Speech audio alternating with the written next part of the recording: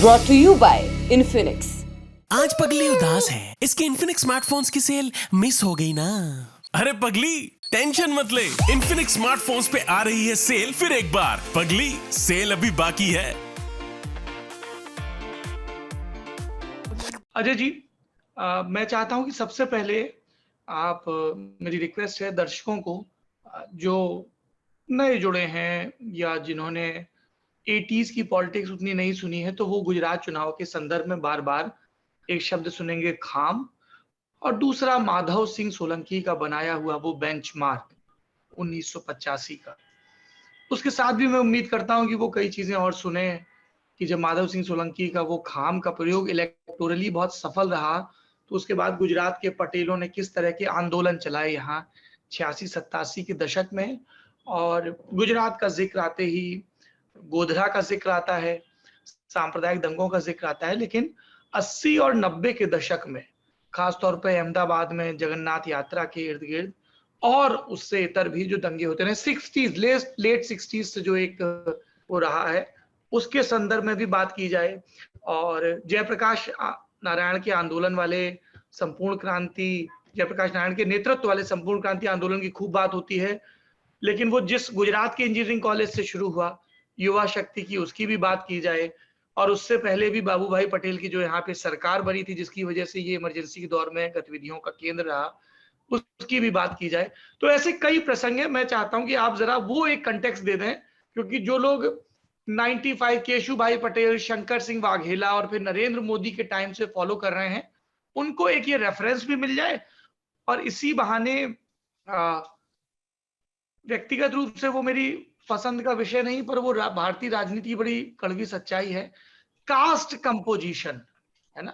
जब आपने कहा कि साहब इतने पटेलों को टिकट दिया, इतने ब्राह्मणों को दिया, ओबीसी में इतने को टिकट दिया, है ना, ये वाले छत्री ऐसे, वो वाले वैसे, आदिवासी ऐसे, थोड़ा वो भी पिक्चर क्लियर हो जाए। तो एक क्विक सी पॉलिटिकल हिस्ट्री की क्लास अजय उमर साहब। सौरभ, बहुत ही अच्छा सवाल है। और मैं आपको बताऊं कि मुझे याद है कि जयप्रकाश नारायण ने यहाँ अहमदाबाद में एक बहुत बड़ी पब्लिक मीटिंग की थी और उन्होंने कहा था कि संपूर्ण क्रांति शब्द जो है वो मेरे जहन में गुजरात से आया है। और मुझे याद है कि मैं तब स्टूडेंट था, एलडी इंजीनियरिंग कॉलेज में फुटबिल को लेके, फुटबिल 3 रुपए बढ़ गया था और फुटबिल को लेके एक एजिटेशन शुरू हुआ था, और उससे एक ट्रिगर हुआ था चिमन भाई पटेल की सरकार के खिलाफ पूरा एक एजिटेशन, और उससे जो है वो संपूर्ण क्रांति आई थी। सरकार का तख्ता पलट हो गया था, कांग्रेस पार्टी की सरकार को जाना पड़ा था, जनता मोर्चा की बाबू भाई जसभाई पटेल की सरकार आई थी जो इमरजेंसी के दौरान यहाँ पर रही थी। और इसीलिए उस इमरजेंसी के जब नरेंद्र मोदी जो थे, जब छात्र संगठन में थे, वो सरदार बन गए थे, सरदार मतलब सिख बन गए थे, क्योंकि उनको लगा कि उनकी दाढ़ी से वो पकड़े जाएंगे और वो दाढ़ी निकालना नहीं चाहते थे। इसलिए वो एक गए और उन्होंने कहा कि मैं क्या कर सकता हूँ। तो एक सरदार सिख दोस्त था, उसने कहा चल मैं तुझे सिख बना देता हूँ, और उन्होंने सिख बन के वो किया था। लेकिन गुजरात में काफी पैट्रनाइज किया था वो एक एंटी इंदिरा गांधी जो वेव था उसको। अब आपने माधव सिंह सोलंकी की बात कही, सर माधव सिंह सोलंकी ने ये रियलाइज किया कि अगर गुजरात में चुनाव जीतना है तो कास्ट कॉम्बिनेशन जो है वो करना पड़ेगा। और ये इसका बैकग्राउंड ये था कि जब ये मंडल कमीशन आया उसके पहले की बात है कि गुजरात में बक्सी कमीशन आया था। Baxi commission OBC quota decide करने के लिए आया था और माधव सिंह सोलंकी ने 49% जो है वो रिजर्वेशन कर दिया था। तब वो इंदिरा साहनी वाला जजमेंट नहीं आया था कि भाई एक कैप होनी चाहिए। तो माधव सिंह सोलंकी ने जो 49% तक रिजर्वेशन दे दिया, उसको लेकर गुजरात में काफी बड़ा छात्र आंदोलन हुआ। नवनिर्माण आंदोलन से शुरू हुआ जो आंदोलन था, उसके बाद वो आंदोलन पीक पे चला गया था।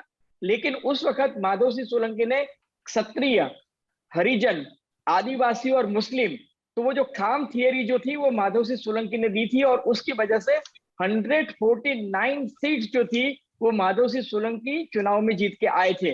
और वो जो खाम थियरी है उसको उसके बाद लगातार गुजरात के पॉलिटिक्स में खाम थियरी को बढ़ा गया।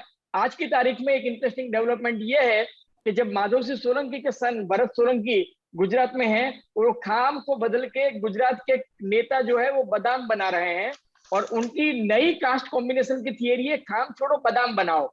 तो बादाम क्या है मैं आपको बताऊं। बादाम वो माधव सिंह सोलंकी वाला बक्सी पंच है जिसमें ओबीसी वोट आता है, ए फॉर आदिवासी आता है, डी फॉर दलित आता है, ए फॉर आहिर वोट वो आहिर वोट जिसको लेने के लिए अमित भाई शाह ने लास्ट मिनट भगा भाई बारड को सौराष्ट्र से अपनी पार्टी में ले लिया, वो आहिर वोट, आदिवासी वोट जिसके लिए उन्होंने मोहन सिंह राठवा कांग्रेस पार्टी के जो लीडर ऑफ ऑपोजिशन रहे थे 10 साल, उनके बेटे को ले लिया। तब वो पिता पुत्र की राजनीति नहीं आई। उन्होंने ये जालोद में पंचमहाल में जैसा जिसका अपने वहां भावेश कटारा और बाबू कटारा वापस बाप बेट को ले लिया, और डेडियापाड़ा की सीट अभी भी खाली रखी है क्योंकि वहां बीटीपी जो है उसके बाप बेटे में झगड़ा हो गया है।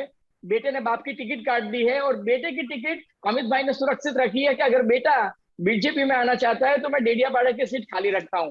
तो ट्राइबल सीट में अभी भी अमित भाई ने स्कोप रखा है। जो 22 सीट्स बाकी रखी है वो शतरंज की ऐसी चाल है कि जहां जब भी मन आया तो वो कांग्रेस से ट्राइबल लीडर से उठा के वहां पर रख सकते हैं। तो ये खाम का बादाम बना दिया, उसमें एम जो है वो मुस्लिम है, और कांग्रेस पार्टी अपनी ये बादाम जो है उस थियरी को चलाना चाहते हैं। जबकि केजरीवाल जो है वो पहले कहते थे कि भाई मैं तो गुजरात के लोगों को जिताने आया हूँ, हम तो राजनीति नहीं जानते। मैं पहला इंटरव्यू केजरीवाल का मैंने किया तो ये कि मैं तो राजनीति का आदमी नहीं हूँ, मैं तो गुजरात के लोगों को जिताने आया हूँ, हम किसी को हराने नहीं आए। लेकिन अब वो आ गए हैं ओटीपी पे। ओटीपी का मतलब है ओबीसी, टी का मतलब है ठाकुर कम्युनिटी, और पी जो है वो पटेल कम्युनिटी। और इसीलिए देखिए कि उन्होंने एक जर्नलिस्ट को एंकरिंग करने के लिए कहा है कि आप आम आदमी पार्टी को गुजरात में एंकरिंग करें, लेकिन उसका पोजिशनिंग करते हैं कि ये ओबीसी का है। ये हमारा गोपाल इटालिया है, वो पटेल कम्युनिटी का है। पटेल के बेटे को भारतीय जनता पार्टी के लोग हैरान करते हैं, है ना, और ठाकुर कम्युनिटी के नेता को वो लुभाना चाहते हैं। तो केजरीवाल भी ज्ञातिवाद की ही राजनीति करते हैं। और अमित भाई का जो मैंने आपको बताया कि 49 ओबीसी, 40 पटेल, 13 ब्राह्मण, 2 महंत, ये सब सिर्फ ज्ञातिवाद है। कहने की बात विकास की है, लेकिन सुगर कोटिंग जो है वो सिर्फ उसका होता है। अल्टीमेटली अंदर कम्युनिटी, कास्ट, कम्युनल कॉम्बिनेशन ही आता है। तो जो दर्शक नए हैं उनको मुझे लगता है कि ये स्थिति जो है समझ में आएगी। जी भाई, आपने 2 एब्रीविएशन तो बहुत अच्छे बताए, बादाम और ओटीपी। जरा बीजेपी के कास्ट कॉम्बिनेशन को समराइज करता हुआ भी कोई फॉर्मूला बना हो तो वो भी बता दीजिए ताकि दर्शकों को सहूलियत रहे। देखो सर, गुजरात में जो आपने कहा ना, पटेल अगर मुख्यमंत्री है, आपको बताऊं सर, बिल्कुल 1 महीने और 1 साल और 2 महीने पहले मुझे याद है कि संवत्सरी के दिन नरेंद्र मोदी ने पटेलों का एक सम्मेलन था सर, यहाँ सरदार धाम में। उसमें फ्रंट रो में कौन बैठा था मालूम है आपको? सीआर पाटिल एकदम लेफ्ट में बैठे थे, उनके बगल में विजय रूपानी बैठे थे, उनके बगल में पुरुषोत्तम रूपाला बैठे थे, उनके बगल में केंद्रीय मंत्री, ये सब केंद्रीय मंत्री है, मनसुख मांडविया जी बैठे थे। ये सब सेंट्रल बीजेपी के टॉप गुजरात के लीडर्स बैठे थे। और नरेंद्र भाई आए और उन्होंने कहा मिच्छामी दुक्कडम। मिच्छामी दुक्कडम का मतलब होता है कि मैं मन वचन कर्म से माफी चाहता हूं अगर मुझसे कुछ गलती हो गई हो तो। और ऐसा करके उन्होंने कहा कि भाई विजय भाई अच्छा काम कर रहे हैं गुजरात में, सब कुछ ठीक है। लेकिन वो फंक्शन पूरा हुआ, मोदी जी ने पटेलों को मतलब नए साल की शुभकामना दी, और उसके बाद 10 मिनट के बाद मोदी जी का प्रवचन पूरा हुआ और विजय रूपानी के ऊपर फोन आया यादव जी का, दिल्ली से, जो गुजरात के प्रभारी थे, कि हम गुजरात में आए हैं, आप जरा कमलम में आ जाइए। और सर 2 घंटे में विजय रूपानी जी ने इस्तीफा भी दे दिया और पटेल को मुख्यमंत्री बनाया गया। ये क्यों हुआ? क्योंकि 10 दिन पहले नरेश पटेल, जो खुडलधाम के गुजरात के पाटीदार कम्युनिटी के बहुत बड़े दिग्गज नेता है, उन्होंने कहा था कि गुजरात के चुनाव में अगला मुख्यमंत्री है वो पाटीदार होगा। और तब अमित भाई और नरेंद्र भाई को ये भनक आ गई थी कि नरेश रावल जो है वो कांग्रेस पार्टी से और आम आदमी पार्टी से नेगोशिएट कर रहे हैं। उन्होंने आम आदमी पार्टी से ये नेगोशिएट किया था कि मुझे राज्यसभा का मेंबर बनाओ पंजाब से, और मैं आपका गुजरात में मुख्यमंत्री का चेहरा बन जाऊंगा। इन्होंने कोई चांस नहीं लिया, डैमेज कंट्रोल कर लिया और भूपेंद्र भाई पटेल को पाटीदार मुख्यमंत्री का चेहरा बना दिया। तो बीजेपी का बिल्कुल साफ मानना है कि पाटीदार चेहरा है, क्योंकि पाटीदार, आप सोचिए सर, ये बाकी जो 22 की लिस्ट है ना, उसमें भी 10 पटेल और आ जाएंगे, मतलब 50 पटेल जो है वो आपकी लिस्ट में है। कैबिनेट में भी 7 से 8 मिनिस्टर जो है वो पाटीदार रहते हैं। तो कहने का मतलब साफ है, बीजेपी की ये है, ब्राह्मण, बनिया, पाटीदार, ओबीसी, ये सब वोट बैंक को वो इस तरह से संभालते हैं ताकि वो बिल्कुल विनेबिलिटी क्राइटेरिया में निकल जाए। और इस बार बीजेपी की मेजोरिटी आएगी, 100 से ऊपर क्रॉस करेंगे, लेकिन वो मेजोरिटी का फैक्टर एक्स कांग्रेस एमएलए रहेंगे जो कांग्रेस छोड़ के भारतीय जनता पार्टी में आए हैं। बीजेपी कहती है कि कांग्रेस मुक्त भारत, लेकिन गुजरात की बीजेपी कांग्रेस युक्त भाजपा है। ये भी एक इतनी सच्चाई है।